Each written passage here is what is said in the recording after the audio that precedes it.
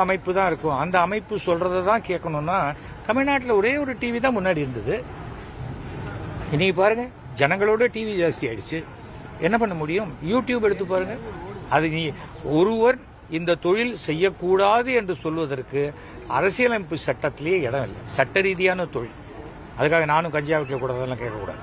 அதுக்காக சொல்றேன், சட்ட ரீதியான தொழிலை பெப்சி இஷ்யூக்கும் தயாரிப்பாளருக்குமான அந்த பிரச்சனையை வந்து சொல்யூஷன் கொண்டாந்து அதுக்கு என்ன சொல்லிட்டாங்க, நான் ஷூட்டிங் வரமாட்டேன்னு நிறுத்தினது அதெல்லாம் முன்ன மாதிரியே தொடர்ந்து நடக்கணும்னு சொல்லிட்டாங்களே ஒழிய பெப்சியோட மட்டும்தான் இணைந்து நீ பணியாற்றணும்னு எந்த கோர்ட்டும் சொல்ல முடியாது.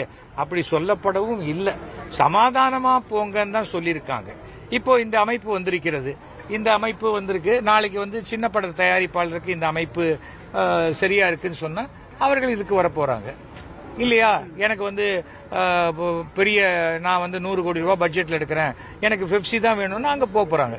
அவ்வளவுதான். யாராக இருந்தாலும் தொழிலாளர்களுக்கு உண்டான பணத்தை கொடுக்க வேண்டும். அவ்வளவுதான். பெப்சிக்கு எதிராக தான் நடுவில் ஒரு கூட்டமைப்பு தொடங்கப்பட்டுச்சு. பெப்சிக்கு எதிராக ஏன் சொல்றீங்க சார்? இப்போ நல்லி இருந்தது, அதுக்கு பக்கம் இன்னொரு கடை வந்தது. அது நல்லிக்கு எதிராக துவங்கப்பட்ட கடை கிடையாது.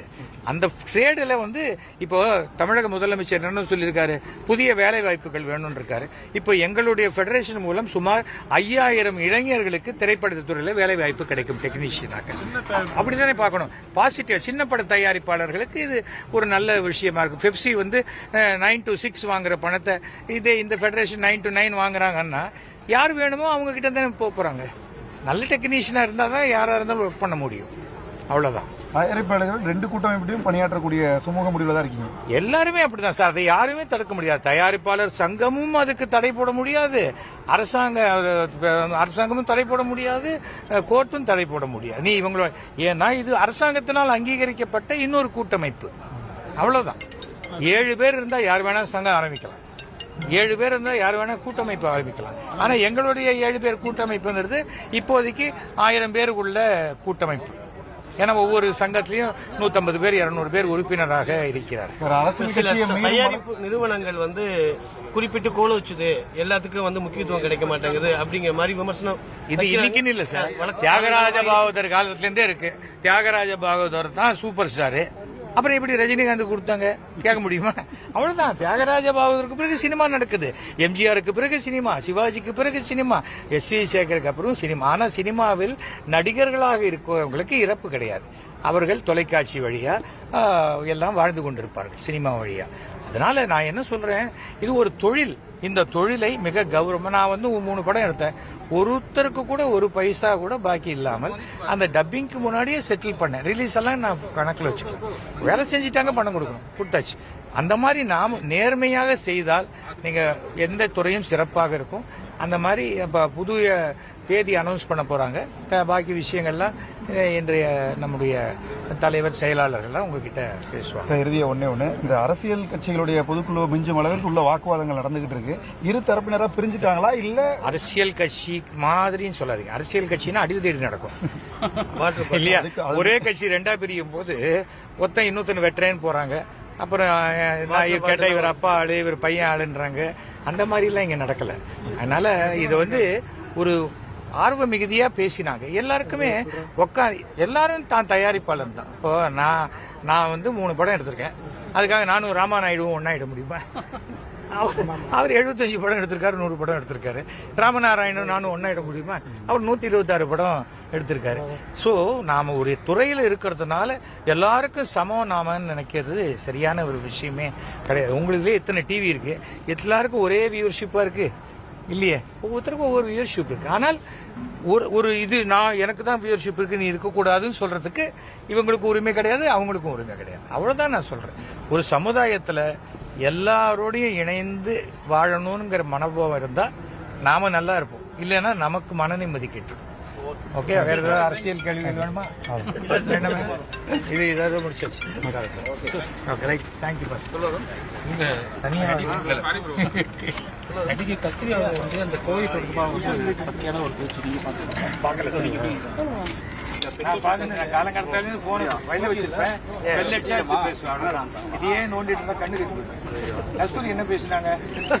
கோவை மாணவி தொடர்பாக அந்த நேரத்திலேயே அந்த பெண்ணை போட்டு சரி ஒரே விஷயம். இந்த நேரத்துல அந்த பண்ணி அங்க போறாரு கஸ்தூரி கேட்கிறாங்க.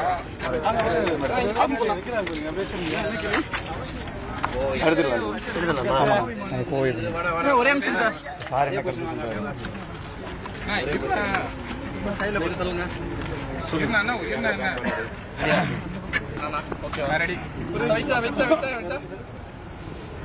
கோவை விஷயத்துல கஸ்தூரி வந்து அந்த பெண் அந்த நேரத்தில் அங்கே எதுக்கு போறாங்கன்னு கஸ்தூரி கேட்டால் அது கஸ்தூரியுடைய கருத்து.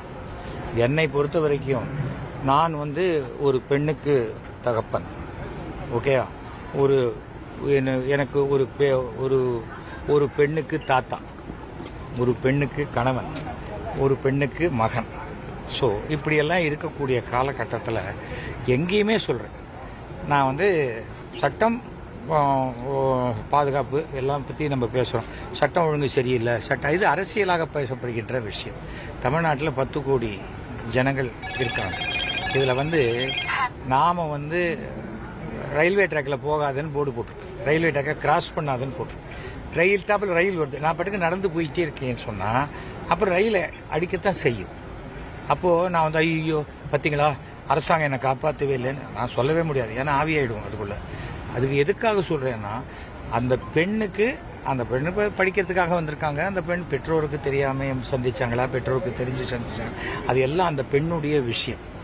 ஆனால் அந்த பெண் அவரும் சேர்ந்து தமக்கு பாதுகாப்பான இடமா இருக்கா அப்படிங்கிறத பார்க்கணுமே.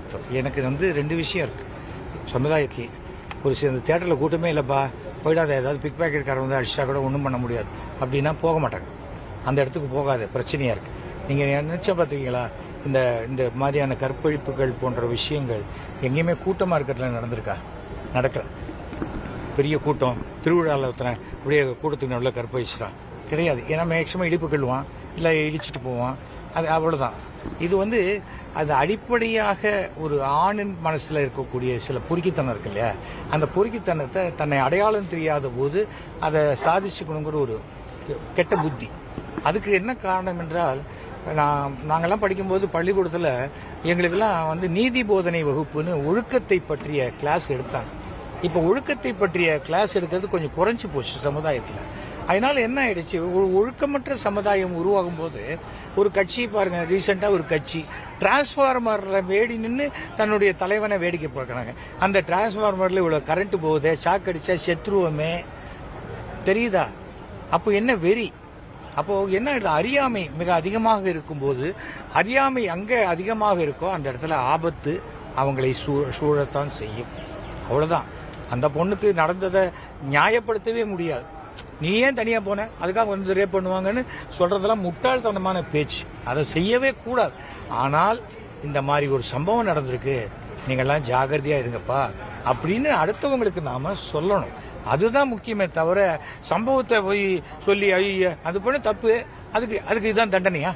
தனியாக போய் இருட்டில் ஒருத்தனோட ஒருத்தி பேசிட்டா உடனே அவ்வளோதான், அந்த பொண்ணுக்கு தண்டனை ரேப்பு தானா? எவ்வளோ பைத்திய. அதாவது கஸ்தூரி போன்றவர்கள் மிக புத்திசாலிகள், பிபிசி இன்டர்வியூலாம். ஆனால் என்ன ஆயிடுச்சு, அந்த மூளை வந்து பிஜேபிங்கிற ஒரு மதவாத கட்சிக்குள்ளே போனோன்னா மழுங்கி போச்சு. எதை சொல்கிறதுன்னே தெரியாமல் உளறலாக பேச்சு. ஏதாவது சொன்னால் எனக்கு நன்றாக தெரிந்தவர் தான் கஸ்தூரி. நிறைய புத்திசாலித்தனம் உண்டு. ஆனால் அந்த புத்திசாலித்தனால தான் அடகு வச்சுட்டு அண்ணாமலை ஏதோ அப்படியே சாதிச்சு காட்டுவார். அண்ணாமலை ஒன்றுமே செய்ய மாட்டார், பூஜ்யம்னு நான் 3 வருஷம் முன்னாடி சொன்னேன். அப்போ எல்லாரும் என்னமோ நினைச்சிங்க நான் ஏதோ அண்ணாமலைக்கு விரோதின்னு. இன்னைக்கு அண்ணாமலை பெரிய பூஜ்யம் அப்படின்னு நினைச்சேன். ஆனால் அக்கௌண்ட்ல போட்டு பூஜ்யத்துக்கு பக்கத்தில் நிறைய 1, 2, 3 எல்லாம் போட்டாரு, அது வேற விஷயம். அதை அமித்ஷா பார்த்து அது என்ன உண்டோ செய்வார். ஆனால் கட்சி வளரவே இல்லை. பிஜேபி என்பது தமிழ்நாட்டில் இன்னும் வளரவே இல்லை. சும்மா 10 பேரை சேர்த்து வச்சுக்கிட்டு அவன் வாங்கின 80 மார்க்கு 90 மார்க்கெல்லாம் வச்சுக்கிட்டு நான் வாங்கின 88 மார்க்குன்னு சொல்றது, அந்த 3% தாண்டி பிஜேபி இன்னைக்கு தமிழ்நாட்டில் இல்லவே இல்லை. அதுவும் பிஜேபி என்பது மிகப்பெரிய ஒரு பாறாங்கல். அதை கட்டிக்கிட்டு யார் கூட்டணியில் குதிச்சாலும் குதிக்கிறவனுக்கு தான் நஷ்டமே தவிர அந்த கல் அப்படியே தான் இருக்கும். ஏன்னா அது அதே 3% தான் இருக்க போகுது. இது அமித்ஷா தமிழ்நாட்டுக்கே வந்து இங்கேயே ஒரு மாதம் தங்கியிருந்தாலும், மோடியே வந்து தமிழ்நாட்டுக்கு தங்கியிருந்தாலும் மிக தப்பான எந்த விளைவும் இந்த 4 சீட்டுக்கு இன்னும் 2 சீட்டாக வேணால் ஆகலாமே தவிர இதில் முழுக்க திராவிட கலாச்சாரத்தில் நடந்து கொண்டிருக்கும் ஒரு கட்சி தமிழ்நாடு பிஜேபி, அதை வந்து நான் வந்து தேசிய கட்சின்னு சொல்றதே வேடிக்கையாக இருக்கிறது. அதுதான் தவிர வந்து இந்த தேர்தலில் யார் எந்த கூட்டம், இந்த கூட்டணி மாற்றங்கள் எதுவுமே இல்லாத பட்சத்தில் மீண்டும் திமுக தான் பெரும்பான்மையுடன் ஆட்சியை பிடிக்கும். ஸ்டாலின் தான் முதல்வராவார். திமுக 7வது முறையாக ஆட்சி அமைக்கும். ஓகே, நன்றி.